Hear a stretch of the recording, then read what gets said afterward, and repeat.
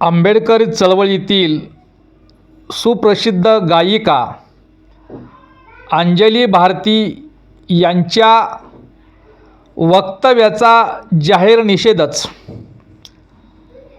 प्रसिद्ध गायिका अंजली भारती यांच्या मुख्यमंत्री देवेंद्र फडणवीस यांच्या पत्नी अमृता फडणवीस यांच्या बाबतीत जे खालच्या पातळीवरचं जाऊन यांच्या बाबतीत जे वक्तव्य केलं आहे त्या वक्तव्याचा जाहीर निषेधच करतो. या वक्तव्याचा कुणीही समर्थन करू शकणार नाही, याचा जाहीर निषेधच करतो. त्यावरती गुन्हा दाखल झाला आहे, त्याप्रमाणे कायदेशीर काय कारवाई व्हायची ती होईल. परंतु ज्या अंजली भारती यांनी जे वक्तव्य केलं ते कोणत्या त्रागातून केलं हे सुद्धा पाहूया थोडंसं. कुठल्या सहजपणे जाणीवपूर्वक हे वक्तव्य नाही केलं. याच्या पाठीमागं कोणता त्राग आहे, त्या त्राग सुद्धा तपासून पाहिलं पाहिजे की या महाराष्ट्रामध्ये 4-4, 5-5 वर्षाच्या लहान लहान छोट्या चिमुरडीवरती बलात्कार व्हायला लागले, अत्याचार व्हायला लागले. दलित, मागासवर्गीय, गरीब महिलावरती रोज अत्याचार होत आहे, अन्य अत्याचार होत आहे. त्यांच्या बाबतीत ते राज्याचे मुख्यमंत्री आणि गृहमंत्री गृहमंत्री असणारे देवेंद्र फडणवीस या बाबतीमध्ये कोणत्याही प्रकारची कार्यवाही, कृतीशील कार्यवाही करत नाही, ठोस भूमिका घेत नाही. आणि त्या चिमुकलीवरती, त्या महिलेवरती होणाऱ्या अत्याचाराच्या बद्दल ज्या त्रागा वाटला त्या त्रागातून हे वक्तव्य गेलेलं आहे. तरी सुद्धा त्रागातून जरी हे वक्तव्य असले तर अशा प्रकारचं वक्तव्य होता कामा नये. मुख्यमंत्री देवेंद्र फडणवीस यांच्या पत्नी अमृता फडणवीस यांच्याबद्दल जे अंजली भारती यांनी जी वक्तव्य केलेलं आहे त्या वक्तव्याचा निषेधच करतो. अशा प्रकारच्या वक्तव्याचा कोणीही समर्थन करू शकणार नाही. पण चित्रा वाघ यांच्या आयजेड या वक्तव्याचा सुद्धा निषेध आणि कारवाई झाली पाहिजे. काय सुप्रसिद्ध गायिका अंजली भारती यांच्या वक्तव्याचा निषेधच, परंतु चित्रा वाघ यांच्या आयजेड या वक्तव्याचा सुद्धा निषेध आणि कारवाई झाली पाहिजे.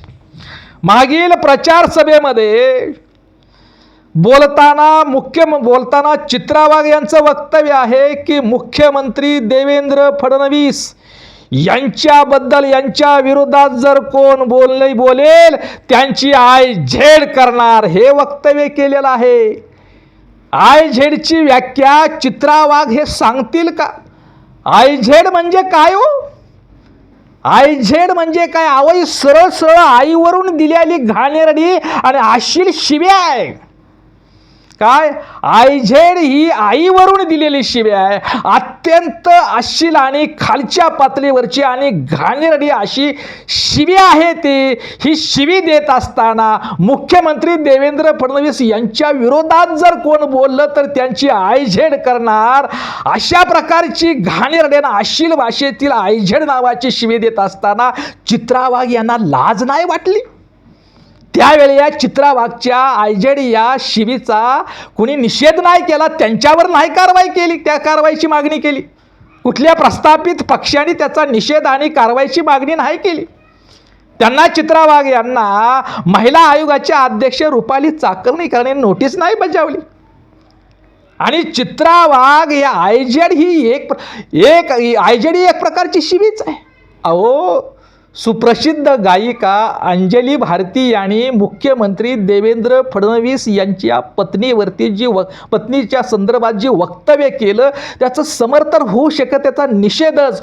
पण एका महिलेच्या विरोधात अशा प्रकारचं वक्तव्य अंजली भारतीने केलं, फक्त एका महिलेच्या विरोधात. परंतु चित्रा वाघ यांनी जाहीर सभेमध्ये मुख्यमंत्र्याच्या विरोधात जर बोललं, मुख्यमंत्र्यांना जाब विचारणं बोलणं हा लोकशाहीचा भाग आहे हो. आणि जर बोललं तर त्याची आयझेड करणार, त्यांची आयझेड करणार. म्हणजे अंजली भारती यांनी फक्त एका महिलेच्या संदर्भातच बोलल्या, परंतु चित्रा वाघ या आयझेड वक्तव्य करून अनेक महिलांना अत्यंत खालच्या आणि घाणेरडीने अश्लील भाषेत आईवरून शिवी दिली. म्हणजे एक प्रकारचं चित्रा वाघ यांनी अनेक महिलावरती अत्याचार आणि बलात्काराची भाषाच एक प्रकारची केली. आणि म्हणूनच चित्रा वाघ यांच्या आयझेड वक्तव्याचा निषेध आणि त्यांच्यावर सुद्धा कारवाई झाली पाहिजे, त्याची मागणी का पुढे येत नाही? आणि चित्रा वाघ यांना अनुष्का पाटोळेच्या आईचा आक्रोश का आजपर्यंत ऐकू आला नाही हो? मातंग समाजातील अनुष्का पाटोळेच्या आईचा आक्रोश आजपर्यंत चित्रा वाघ यांना का ऐकू गेला नाही हो? महिला आयोगाच्या अध्यक्ष रुपालीताई चाकणकर यांना अनुष्का पाटोळे यांच्या आईचा आक्रोश का ऐकू गेला नाही? अनुष्का पाटोळे यांची गळफास लावून हत्या केली, त्या संदर्भामध्ये महिला आयोगाच्या अध्यक्ष या नात्याने रुपालीताई चाकणकरांनी जिल्हाधिकाऱ्याला नोटीस का बजावली नाही? त्या शाळा नवोदय विद्यालयाच्या प्रशासनाला काय नोटीस बजावली नाही हो? आता लगेच अंजली भारती यांना नोटीस बजावली, तेही बरोबरच आहे, ते मी चुकीचं म्हणत नाही, परंतु तशीच नोटीस अनुष्का पाटोळे यांच्या संदर्भामध्ये जिल्हा अधिकारी आणि संबंधित शाळा प्रशासनाला पाठवायला पाहिजे होती. आणि त्याच पद्धतीनं या महाराष्ट्रात रोज दलित, मागासवर्गीय, गरीब महिलावरती, मुलीवरती अत्याचार, बलात्कार होतो, त्यांची नग्न धिंड काढली जाते. त्यावेळेला चित्रा वाघची काय दातखीळ बसते? त्यावेळेला भाजपच्या आणि विरोधकांच्या, महिलांच्या आणि सर्व पुरुषांची, सत्ताधाऱ्यांच्या विरोधकांची काय दातखीळ बसते की तोंडात मूग गिळून बसतात?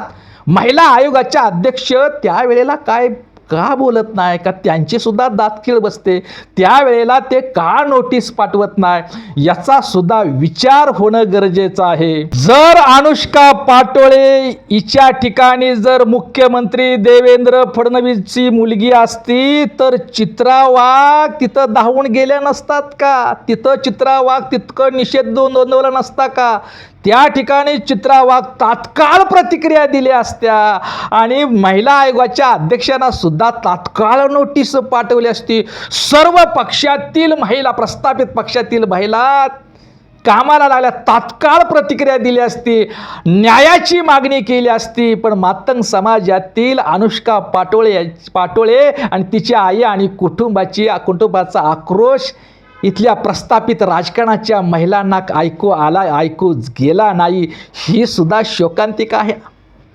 महिला कोणती का असना, ती मुख्यमंत्र्याची असू, लेकी बाळा असू, मंत्र्याची असू, खासदार आमदाराची असू, गरिबाची असू, श्रीमंत असू, सर्व महिलांची इज्जत हा समानच असते हो. त्याबद्दल सुद्धा निषेध नोंदवा. दलित, मागासवर्गीय, गरीब महिलावरती अन्याय अत्याचार होतो, त्या संदर्भात सुद्धा प्रस्थापित राजकारणातील सत्ताधारी विरोधकाच्या महिलांनी निषेध नोंदवावा. तिथं सुद्धा तात्काळ प्रतिक्रिया द्यावी.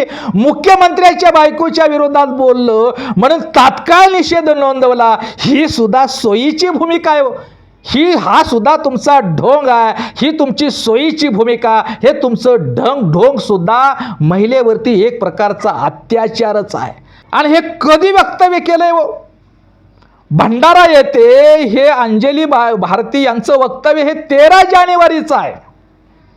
13 जानेवारीचं वक्तव्य केलंय आणि चित्रा वाघ 26 जानेवारी नंतर मध्ये 27 जानेवारीला याचा निषेध करतात. 26 जानेवारी नंतर हा व्हिडिओ बघून, हा व्हिडिओ शेअर करून, हा मीडियामध्ये हा व्हिडिओ दाखवून, प्रस्थापित मनोवादी इलेक्ट्रॉनिक मीडियामध्ये हा व्हिडिओ दाखवला गेला.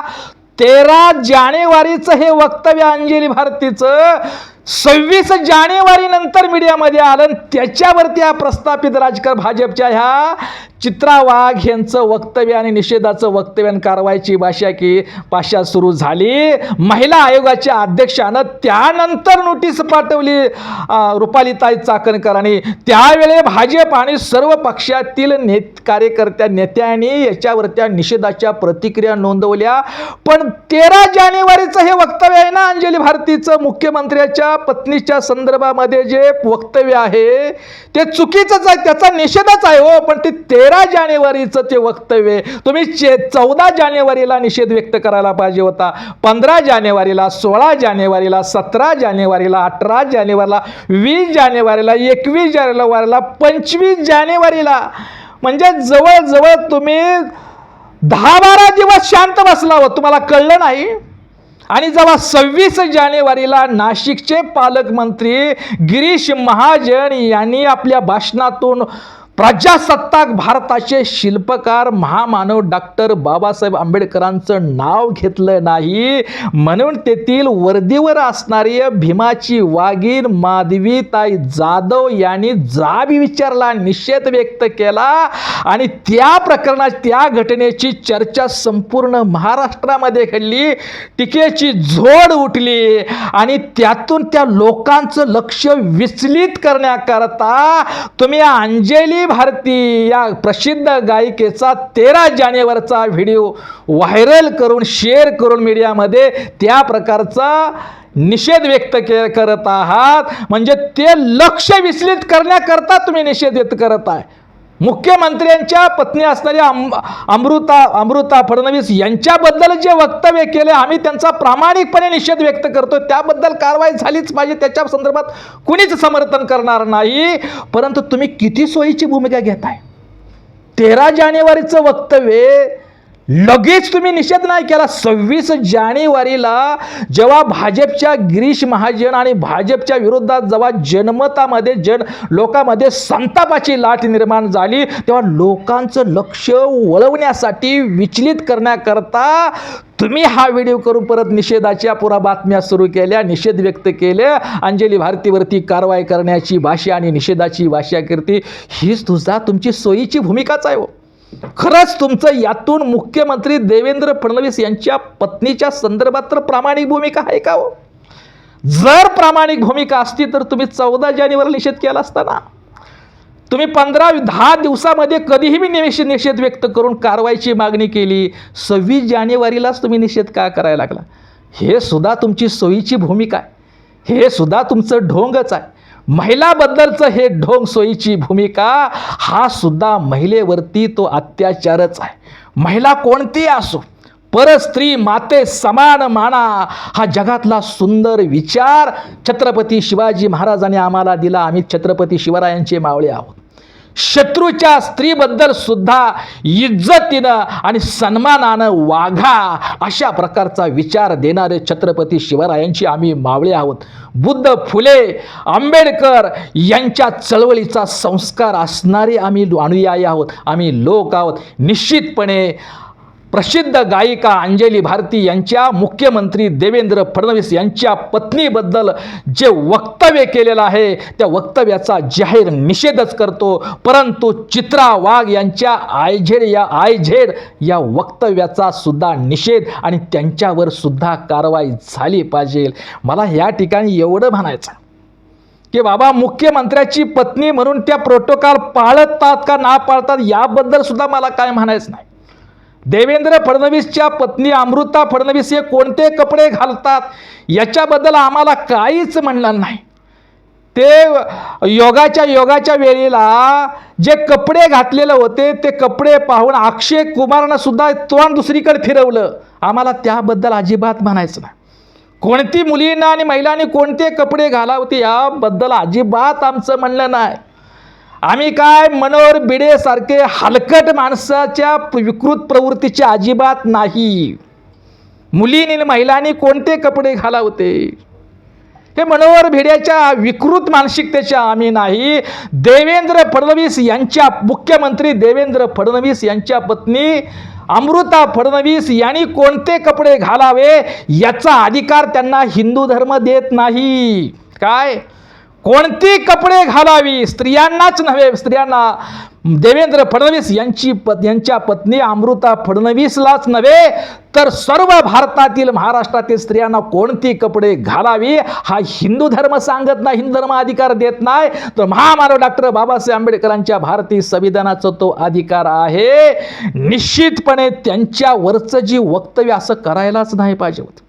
महिला कोणती का असो ना, मुख्यमंत्र्याची पत्नी असू द्या, नाहीतर मंत्र्याची असू द्या, तर झोपडीत राहणाऱ्या शेतकऱ्याची, गरिबाची, मागासवर्गीयाची, दलितांची एखादी बहीण, आमच्या लेकी बाळा असू द्या, कोणती स्त्री हिच्या इज्जत ही सर्व समानच आहे. त्याबद्दल एक महिला म्हणून राजकारणाच्या पलीकडे जाऊन एक महिला म्हणून त्याचा निषेध झाला पाहिजे.